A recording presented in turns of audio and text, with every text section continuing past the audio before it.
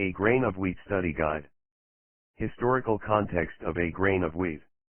A grain of wheat is set in the 4 days preceding Kenyan independence in December 1963, but the author recalls events as far back as British settlement in Kenya in the first 2 decades of the 20th century, when the British occupiers forced tribal groups off of their land, making them squatters and often using them as forced labor to propel their expansion across Kenya. Most significant to the story, however, is the Mau Mau Uprising, also known as the Emergency, which Ngg's own family took part in. The Mau Mau Uprising began in 1952 as a coalition of the Gikuyu, Meru, and Embu people of Kenya who waged war on British colonial forces, including both British Army soldiers as well as Gikuyu who chose to side with the British colonizers. Within the first year of the Mau Mau Rebellion, British authorities imposed a state of emergency, leading to mass arrests and detention of suspected Mau Mau leaders and sympathizers, including Jomo Kenyatta. This pressure drove the remaining Mau Mau freedom fighters into the forest, where they adopted guerrilla tactics to harass and terrorize British forces, who were far more heavily armed and well supplied.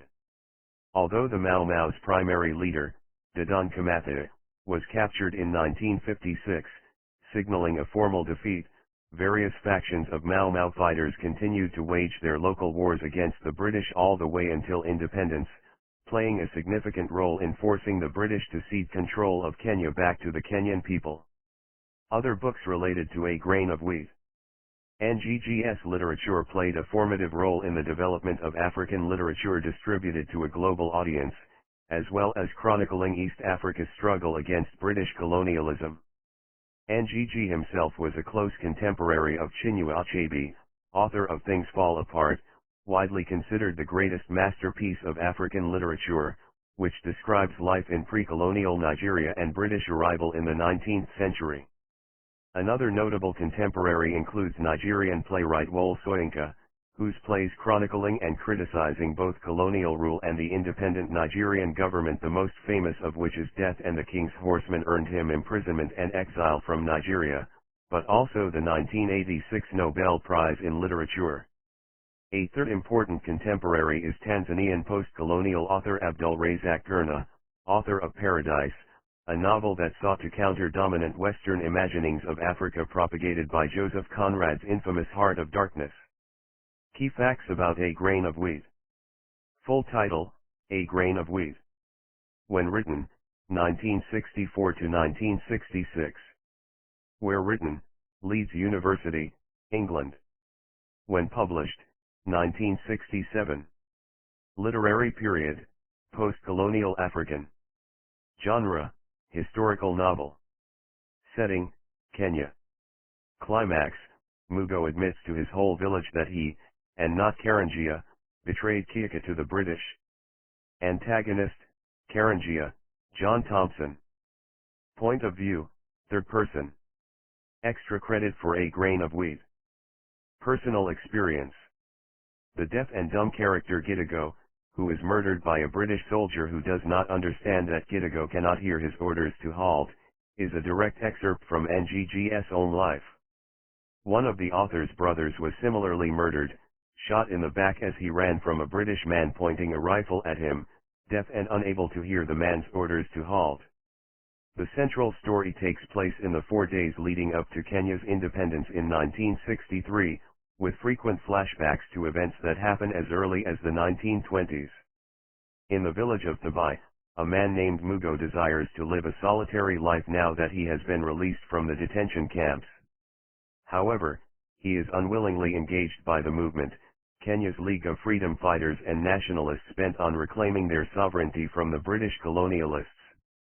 The movement seems pervasive throughout rural Kenya. Although no one is sure exactly when or how it began, it is generally assumed that it formed shortly after the first white missionaries arrived from England, who slowly and deceitfully gathered power and land for themselves before making way for British soldiers and administrators. Mugo has only had one interaction with the movement, at a meeting where he heard Kiaka, the revolutionary leader, speak as a young man. Not long after that meeting, Kiaka becomes a leader of the freedom fighters based in Thabai, becoming known as the Terror of the White Men. Although he is eventually captured and executed, Kiaka's martyrdom becomes a symbol of the movement. Representatives from the party and prominent members of the village, a shopkeeper named Gikonyo, and 2 village elders who devoted their entire lives to the movement, Werui and Wamboi, ask Mugo to lead their independence celebration in a few days and become a village chief, since everyone knows that Mugo helped Kiaka hide from the colonial soldiers after he assassinated a colonial district officer. Furthermore, 2 of Kiaka's comrades, General R. and Lieutenant Koina, have discovered that Kiaka was betrayed to his death, and hope to reveal the culprit during the independence celebration and bring the traitor to justice. Mugo is torn by this, since it was actually he himself who betrayed Kiaka, though no one in the village knows his crime. After the meeting is over, Gikonyo returns home to his wife, Mumbai, who makes him dinner and tries to speak with him. However, Gikonyo acknowledges her as little as possible. They are clearly estranged. Another Tabai villager, Karangia, works for the British colonizers in a nearby agricultural research station in Githima. Though he has betrayed his countrymen's quest to rid themselves of the British and be free, Karangia enjoys the power that his proximity to the white men affords him, especially in the eyes of his fellow villagers, since Karangia is himself afraid of white people. Although Karangia views his work as very important, he only writes labels for library books and performs mundane errands for John Thompson, a former district officer, his wife, Marjorie, and occasionally Dr. Lind. A rumor that the Thompsons will soon leave Kenya troubles Karangia, since his power will leave with them, but he cannot find the courage to ask either John or Marjorie about the matter. John Thompson himself is dispirited by Kenya's quickly approaching independence. As a young man, Thompson developed a firm belief in the righteousness of expanding the British Empire, convinced that its Western ideals were a purifying and moralizing force upon the savage, primitive world. He even began writing a manuscript of a book outlining his beliefs, but now, on the eve of Kenyan independence and his exit from Africa, it all feels meaningless. Although Mugo does not wish it, the people of his village and the surrounding areas begin to see him as their hero, a stalwart and trustworthy figure. That night, he finds Gikonyo waiting for him in his hut, wishing to confess a great burden he has carried for years. Like Mugo, Gikonyo spent many years in British detention camps on suspicion of being a freedom fighter. Unlike Mugo, however, Gikonyo confessed to taking the oath to aid the freedom fighters in their crusade against the British, hoping in vain that it would earn him an early release so he could return to his wife. The guilt he feels for confessing haunts him still, many years later. Worse yet, when Gikonyo returned from 6 years of detention, he discovered that Mumbai had given birth to a child by friend and rival of his youth, Karangia. Karangia is now the chief of the colonial security force governing Tabai, which oppresses the villagers and uses them as slave labor. Gikonyo is shamed, furious at Mumbai, powerless against Karangia, and feels as if life has lost its meaning. After Gikonyo finishes his confession to Mugo, Mugo decides that he will bury his past and accept the role asked of him, envisioning himself as a savior, leading his people to freedom. Mugo walks to Gikonyo's house the next morning to announce his decision, but instead meets Mumbai, who also wants to confide her story to Mugo. Mumbai tells Mugo about the forced labor the village endured after most of the men were arrested and put in detention camps, including Mugo, who was jailed for attempting to stop a soldier from beating a woman to death. Living under a strict curfew and martial law, the people of Tabai were put to forced labor for several years.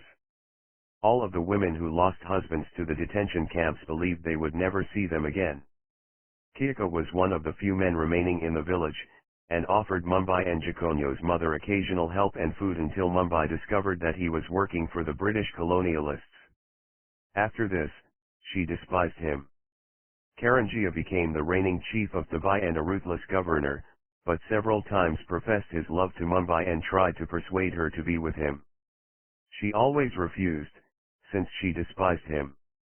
However, one day, Karangia ordered her to his house and announced that her husband, whom she had long believed to be dead, would be coming home soon. Mumbai was so shocked that when Karangia took advantage of her, she did not resist and became pregnant with his child. As Mumbai finishes telling her story to an overwhelmed Mugo, General R. and Lieutenant Koina enter and announce that they believe Karanjia is Kiaka's betrayer. Mugo panics, declaring that he cannot lead the celebration or the village. With this, Mugo runs from Mumbai's hut. While Karanjia is still obsessing over whether or not the Thompsons will leave Kenya, one of Lieutenant Koina's comrades persuades Karanjia to attend the upcoming independence celebration so that they may trap him there and bring him to justice before all the people.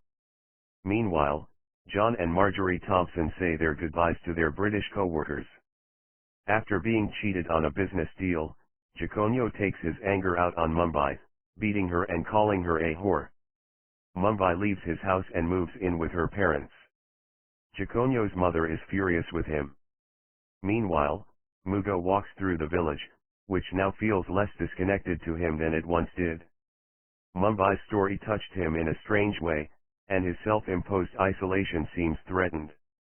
He meets Werui and Gikuyu and tells them he is unwell, and cannot lead.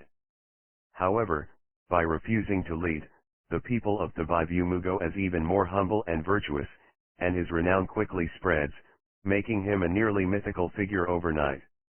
Wambui asks Mumbai to try to convince Mugo to lead, since it is what the people want. When she goes to his hut, Mugo makes his own confession to her. Years before Mugo's detention, after Kiaka assassinated a particularly evil district officer, Kiaka arrived unexpectedly in Mugo's hut, asking to be hidden from the soldiers who were searching the village for him.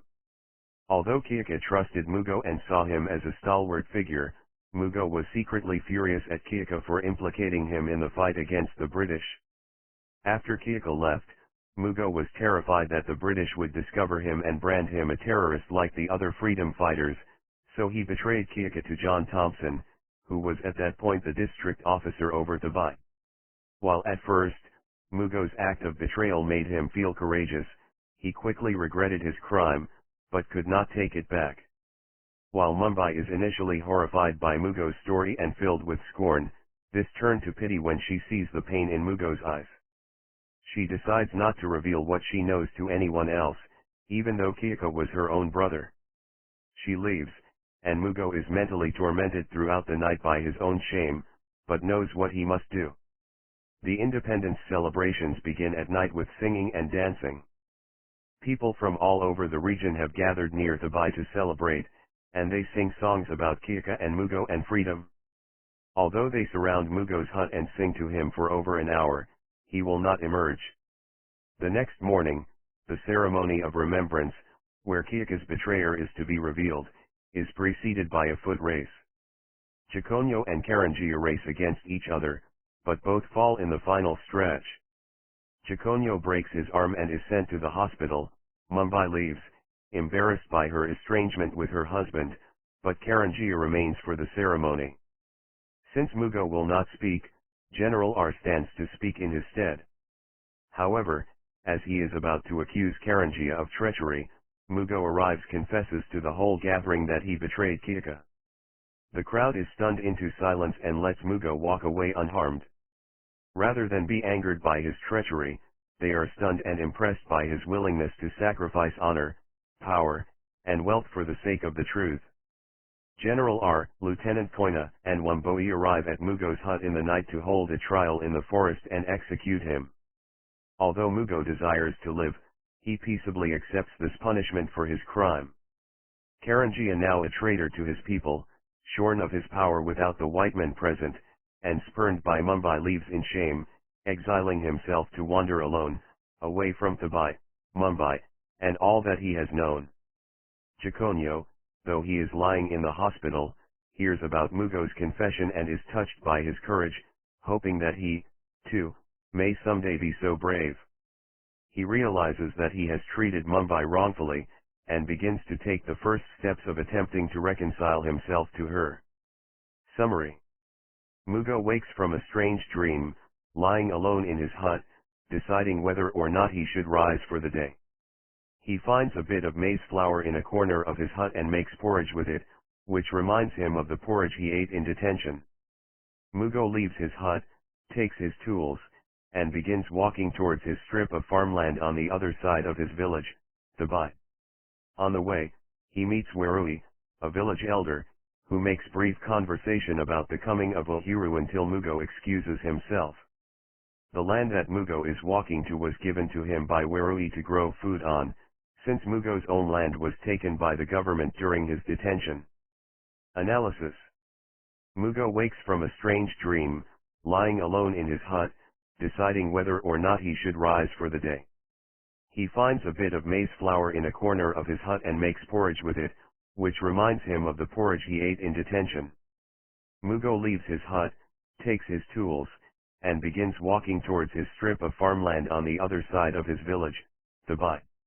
On the way, he meets Werui, a village elder, who makes brief conversation about the coming of Uhuru until Mugo excuses himself. The land that Mugo is walking to was given to him by Werui to grow food on, since Mugo's own land was taken by the government during his detention. Mugo's introduction depicts several key characteristics at once: he is alone, he is poor, and he seems uncomfortable around other people. This initial characterization makes him seem rather pathetic, which, importantly, will contrast with the way his fellow villagers see him and even how he sees himself, setting the stage for his character development. Uhuru refers to Kenyan independence, and establishes the story's timeline as leading up to one specific event. Mugo reflects that the Bai looks the same in 1963 as it did in 1955, when they were still threatened by the white men. As Mugo walks through the village, he keeps his head down, seemingly ashamed. A one-legged cripple named Gethua approaches him and salutes him in the name of Blackman's freedom, calling him chief and saying Uhuru na kazi. Gethua refers briefly to the emergency before hobbling away. Mugo continues walking, wondering why everyone is treating him so strangely. As he passes an old woman's hut, Mugo remembers her deaf son, Gidago, who was shot in the back and killed by a British soldier as he ran to protect his mother, because he could not hear the soldier telling him to halt. Gethua's praise of Mugo is the first contrast against his prior depiction as a lonely, isolated, pathetic man, setting up the tension between how Mugo sees himself and how other people see him. Narratively, it is worth noting that Gethua is the first in the story to praise Mugo as a leader, since he will also be the only figure in the village to ever turn on Mugo and mock him. Uhuru na kazi means freedom and work and is a common slogan of Kenya's independence movement. Mugo feels as if Gidago's mother, the old woman, somehow knows everything about him, can see straight through him. He feels the desire to help her but does not know how, so he continues to his strip of land where he scratches in the dirt for a while. There are no crops planted there, only weeds. Mugo cannot find the motivation to work hard, realizing he has not cared for working the land since the emergency. After Werui's kind words and Gethua's adulation, Mugo goes back to being a poor, unmotivated figure. Whenever he is alone, Mugo is depicted as pathetic or lazy, which is exacerbated by the fact that he wants to be alone all the time. The emergency refers to the 1952–1960 war between the Mau Mau and the British, during which time the British colonizers issued a state of emergency and ruled through martial law. Mugo's parents died when he was a child, leaving him destitute and under the care of an alcoholic and abusive aunt who hates the world and believes everyone conspires against her.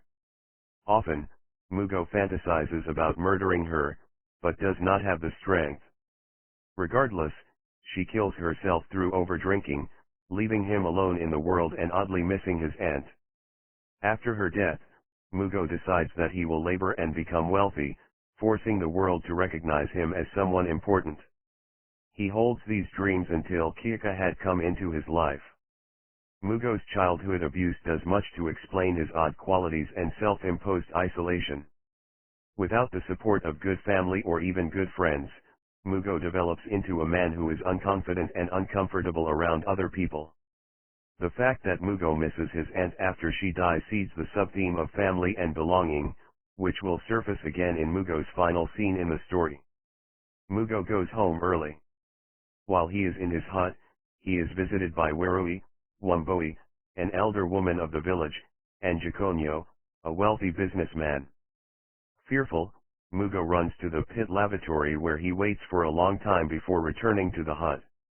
His visitors do not seem angry with him, however, but rather excited, explaining that they have come on behalf of the party to be the voice of the movement. Mugo's lack of confidence and flight under the pretense of relieving himself again characterizes him as lacking confidence or decorum, and his surprise that they are not angry with him indicates that he feels guilty over something and expects the ire of those in his community. The party and the movement both refer to the Kenyan resistance against British colonialism led by Jomo Kenyatta.